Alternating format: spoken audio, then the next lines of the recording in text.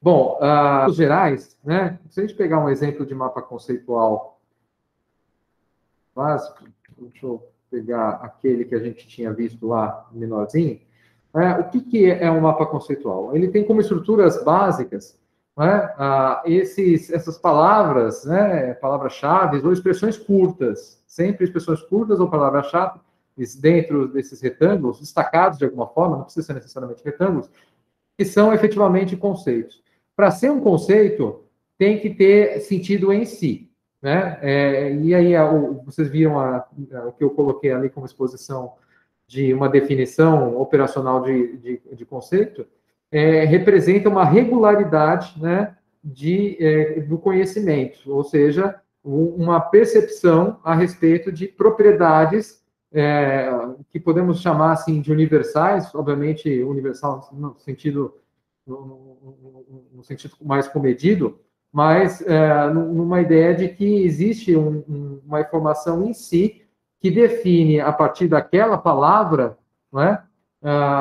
Um objeto, uma percepção de regularidade da natureza, né? Por exemplo, o arco-íris. Né? Vocês têm uma percepção do que significa o arco-íris, mas isso só vai se definir na perspectiva formal à medida que você conecta algumas ideias por trás do que é um arco-íris. Por exemplo, a ideia de luz, a ideia de cor, né? A ideia de céu, a ideia de chuva, né? Na verdade, estou falando ideia, mas o termo técnico seria conceito para cada uma dessas palavras, né? Então, essa regularidade, né, que está intimamente definida, né, e arraigadas na nossa aprendizagem até o momento em que a gente lida com aquele conceito, né, ela pode ser expressa no mapa conceitual da maneira como a gente vai colocar aqui. Então, aqui tem alguns conceitos aqui definidos, né? Por exemplo, não definidos, mas articulados, né? Mapa conceitual, conhecimento organizado,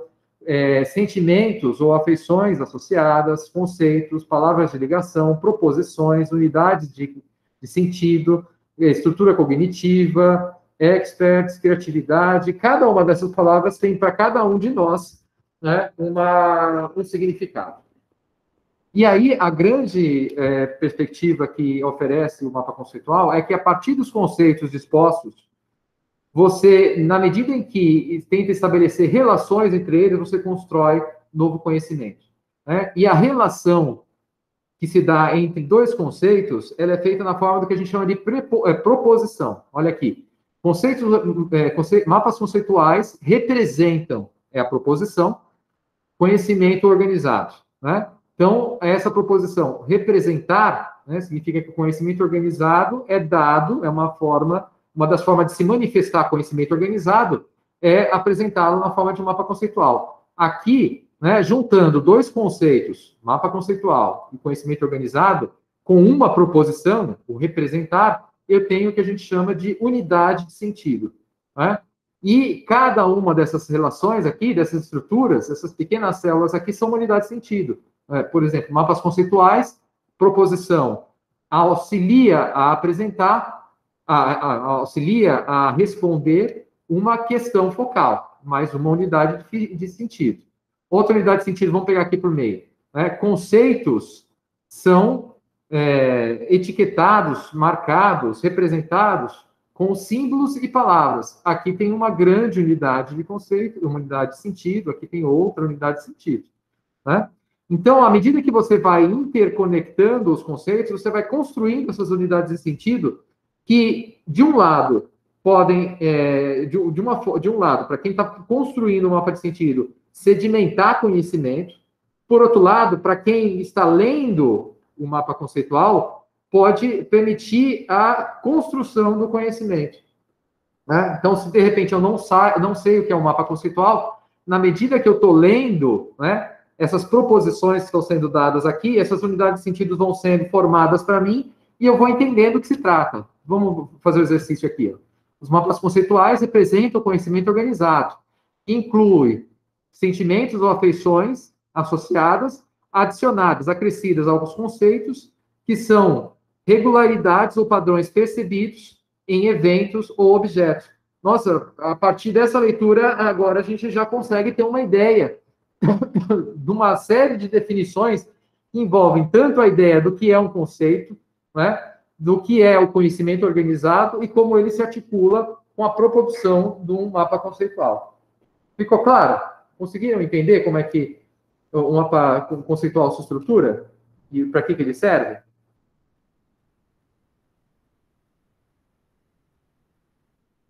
Ok. Bom, então, só para... Não vou entrar nos detalhes, nos pormenores, mas eu acho que isso auxilia a gente a entender melhor o uso dessa ferramenta. Bom, antes, esse aqui é a pessoa que produziu a estrutura do mapa conceitual é esse professor da Universidade de Cornell, né, Joseph Novak, que fez a proposição aí na década de 70, e como eu comentei, a ferramenta que nós utilizamos para construir mapas conceituais, a mais robusta, por assim dizer, ela é fruto de uma instituição, né, que foi capitaneada, liderada pelo professor Novak.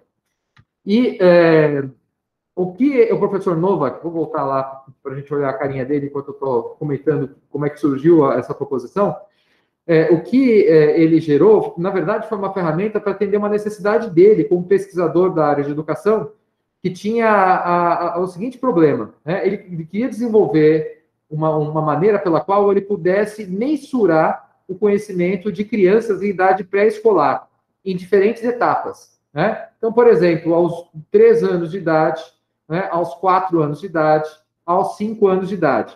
Obviamente, nessas faixas etárias, embora a criança já consiga se comunicar verbalmente, ela não foi alfabetizada, então tudo que ela tem à disposição é a comunicação oral para conseguir fazer com que alguém que esteja lidando com ela consiga captar esses dados e, de alguma forma, fazer um registro dessas informações para que houvesse a mensuração do conhecimento e pudesse ser quantificado o progresso, né, da aquisição do conhecimento ao longo do tempo até a idade da alfabetização, por exemplo, né? E aí surgiu a proposição dos mapas conceituais. Como uma ideia geral de uso, aqui tem um exercício que nesse artigo do professor Novak, eu recomendo a leitura, quem estiver interessado em ter mais detalhes sobre essa ferramenta, essa estratégia. Ele mostra, por exemplo, um experimento, né, uma situação, por assim dizer, em que as crianças em idade pré-escolar são levados para uma atividade de campo num moinho, né, onde é feita a preparação de papel artesanal.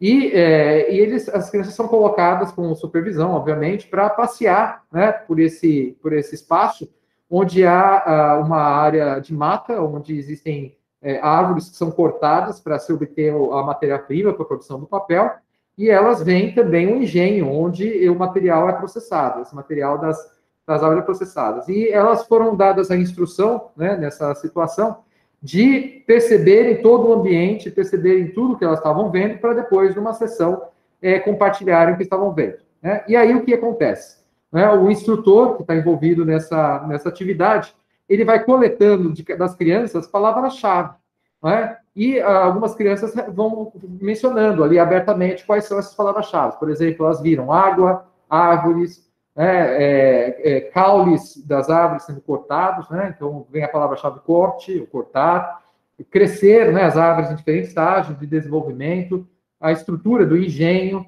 né? Algumas remetem a escrever, né? Porque associam com a função do papel, né?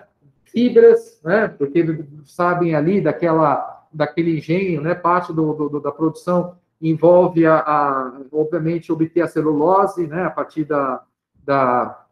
do material vegetal processado, né? Livros, macio e assim por diante, né? Madeira, papel, pulpa, toras, vespeiro. Aqui tem uma série de palavras que foram levantadas pelas crianças e que, em verdade, nos remete a uma das estratégias de construção de um mapa conceitual. Você, sem muita censura, colocar, quando é dado um tema para o mapa conceitual, gerar palavras que você associa àquele tema e colocar ao lado, né, numa folha de papel, registrá-las de alguma forma, ou no software, para depois você começar a fazer a articulação. E aí, nesse exercício, né, as crianças são, com instrução do professor, são incitadas a criar conexões entre essas palavras. A gente está falando aqui de crianças em idade pré-escolar, mas elas já acabam naturalmente gerando algo semelhante ao que o mapa conceitual pressupõe. Elas conectam o conhecimento, por exemplo, os conceitos papel, madeira, árvore, esporte, toras, crescer, engenho, agro, macio, descartando já alguns conceitos que não tiveram conexão. Elas viram, por exemplo, pulpa de insetos nas árvores, um vespeiro nas árvores, mas não consideraram esses conceitos relevantes para fazer a articulação do que o exercício solicitava, e criam as seguintes unidades de sentidos. O papel é feito de madeira, que é feito de árvores, que são submetidas para corte, de toras, para crescer. Depois de crescer, é importante notar que isso aqui é derivado de linguagem infantil, né? Por isso tem aí alguma simplicidade que vocês podem notar, né? Vão para o engenho, vão para a água. Vocês conseguem visualizar que em algumas dessas situações de processamento de madeira, um transporte, se existe um córrego em que isso é possível, é feito pela água, né, do ponto onde a árvore é cortada até a jusante ali, o engenho, né? Você pode colocar as toras para seguir rio abaixo e serem coletadas no material mais à distância, onde elas vão ser processadas. E, uma vez ali no engenho, submetidas ao tratamento, elas se tornam, as fibras vão se tornando cada vez mais macias, e daí para diante o processamento do papel, que não está aqui representado, né? Mas, daqui a gente já consegue notar a ideia, né, que está por trás de construção de um mapa conceitual, e como a sofisticação da preparação desse mapa conceitual vai representando, né, a familiaridade, né, e a experiência que o indivíduo tem em relação àquelas informações que estão ali apresentadas, aqueles conceitos. Quanto mais experimentado ele está em construir um mapa conceitual, mas fundamentalmente, quanto mais familiarizado ele está com os conceitos, mais conexões ele consegue estabelecer, então mais conceitos ele coloca, mais unidades de sentido ele apresenta, né, e mais complexas passam a ser as suas construções gráficas, né, propriamente ditas. Aqui tem uma mais simples, mas a gente vai ver alguns exemplos de mapas conceituais um pouco mais sofisticados. Tudo bem? Tudo bem? Então, eu vou abrir o software do CIMAP Tools. Então, esse aqui é uma das janelas do CIMAP Tools, que vocês vão ter o link para acessar. E vou primeiro mostrar os princípios gerais de funcionamento do software, muito geral, realmente, e depois alguns mapas já prontos para vocês entenderem aonde isso pode chegar. Então, por exemplo, novo mapa conceitual, você tem basicamente uma página em branco, e para você iniciar, o uso mais simples da ferramenta é fundamentalmente clicando para você criar os conceitos. E vamos fazer um mapa simples aí. Alguém poderia sugerir um tema para a gente construir um mapa rápido, que seja do domínio geral, né, que todos nós tenhamos conhecimento? Eu, na hora do intervalo, eu pensei em propor né, mas me veio coisa de patologia, necrose, né? Se a gente quiser produzir alguma coisa não tão focada no ramo biológico, também pode ser. Caso contrário, se quiserem ficar com esse, também não há problema, ou outro que vocês tenham interesse. Mas tem que ser rápido, para a gente não perder tempo. Vamos, tema?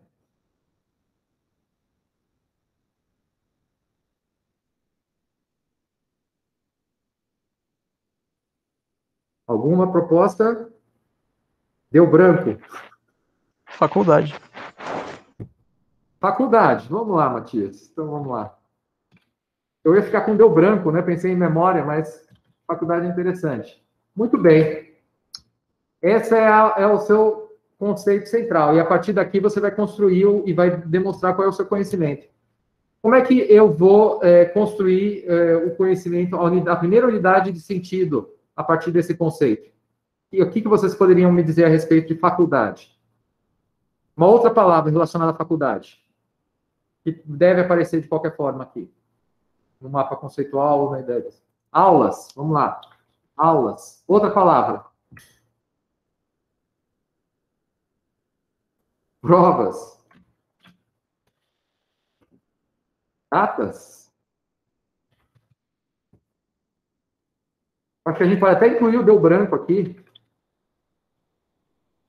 Saúde mental.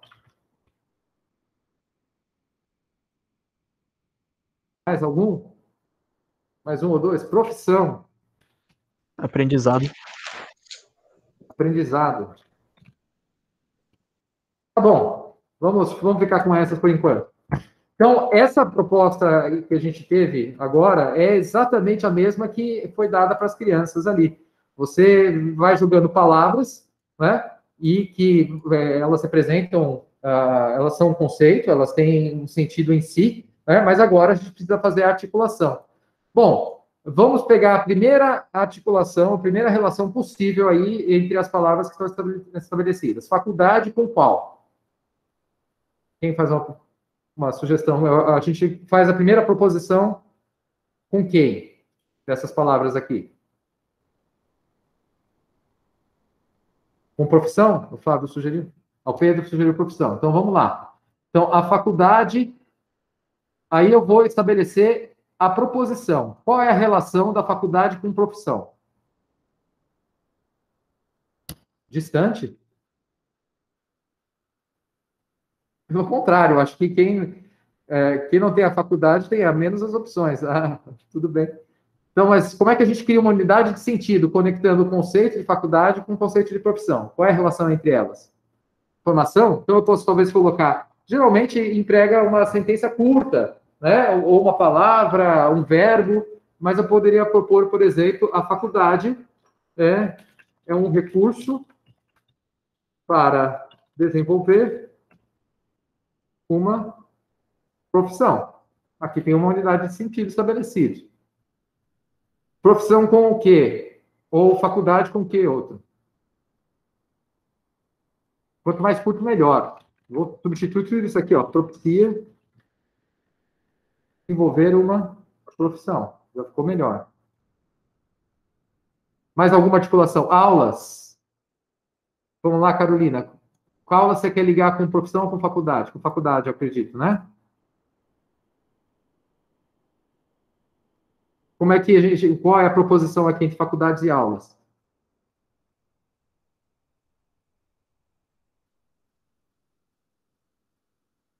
Alguém abre o áudio? Fica mais fácil do que escrever, acredito.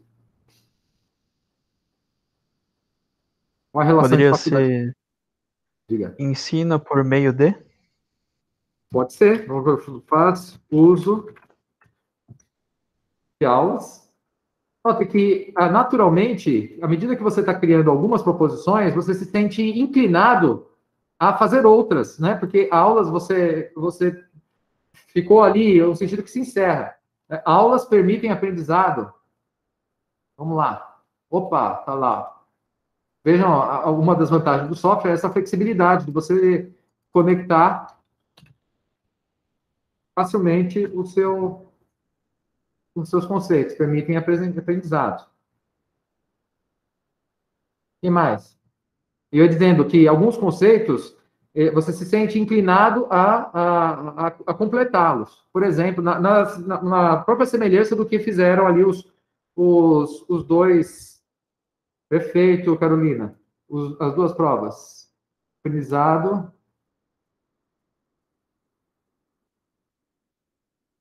avaliado. Vou colocar estimado, talvez, só por algo que me soa mais interessante. Alguém sugeriu as provas prejudica. Posso colocar algo mais ameno? As provas têm impacto na saúde mental? Mais alguém?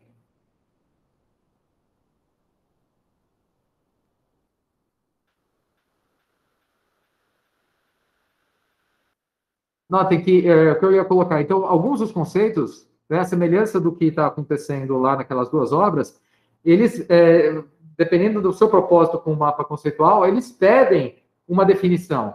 Né? Por exemplo, eu aqui tenho uma necessidade de aparecer aqui, por exemplo, aulas são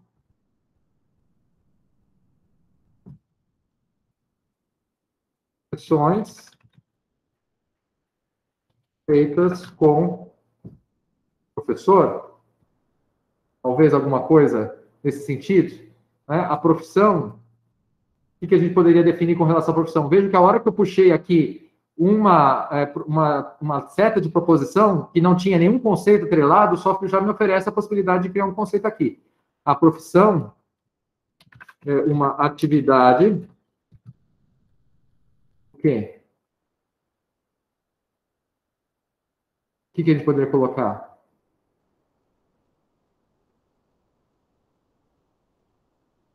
É função exercida, vou fazer de uma maneira um pouco... Opa.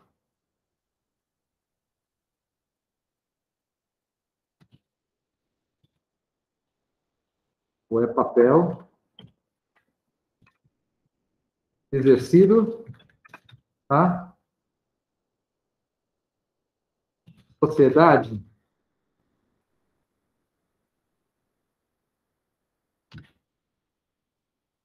E aí eu posso traçar outras conexões. É a mais importante função da sociedade.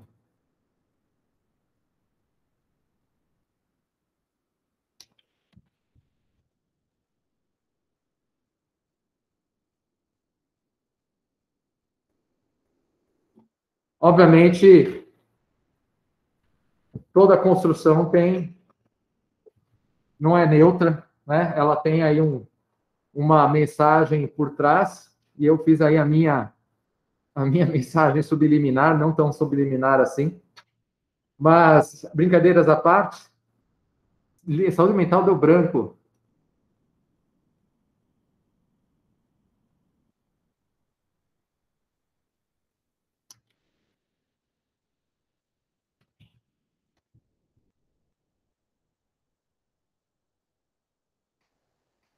Teclado, Bruna? Provas.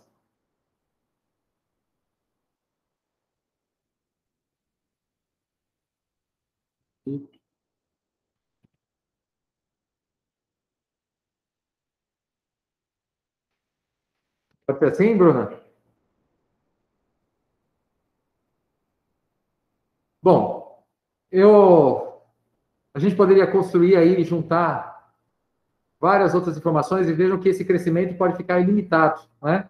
E essa é uma situação típica da construção dos mapas conceituais. Você acaba se envolvendo, aliás, esse é um dos elementos importantes do papel pedagógico, como você acaba tendo uma conexão afetiva, né? Eu fiz algumas brincadeiras aqui e isso, obviamente, repercutiu em vocês. Provavelmente, muitos de vocês vão lembrar durante muito tempo de várias das associações que a gente estabeleceu aqui, porque isso está mexendo com um nível da nossa construção do conhecimento, né, das nossas memórias, e vai propiciar uma construção de memória de longo prazo, né, porque permite a relação entre o sistema afetivo, né, a sua memória de trabalho, que é aquela memória que você está empregando habitualmente para exercer uma atividade, e a própria situação de construir, né, o mapa mental, na medida que você está utilizando o software ou que está utilizando a caneta, né, reforça essa aprendizagem na medida em que leva isso para níveis mais elevados de cognição, né, ou mais profundos, né, se você considerar aqui essa estrutura colocada, né. E daí essa ser uma ferramenta bastante interessante para o uso nas questões de ensino, tanto de aprendizagem individual como aprendizagem coletiva. Vou mostrar rapidamente alguns mapas conceituais.